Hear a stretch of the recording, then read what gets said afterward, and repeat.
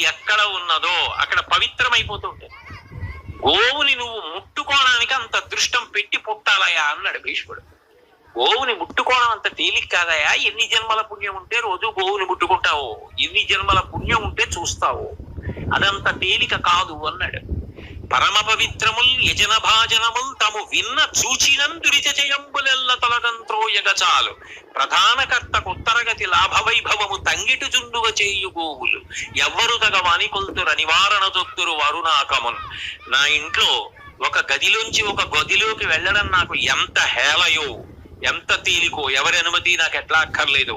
శరీర పతనానంతరం ఇక్కడ లోకాన్ని వదిలిపెట్టి స్వర్గలోకానికి అంత తేలికగా జీవుడు వెళ్ళిపోతున్నాడు గోవుకి సేవ చేసిన వాడు అన్నాడు. తెలిసి చేసినా తెలియక చేసినా అంత తేలిక. అందుకే గో సేవ కానీ గో పూజ కానీ ఒక ఆశ్రమానికి శాస్త్రం విధి.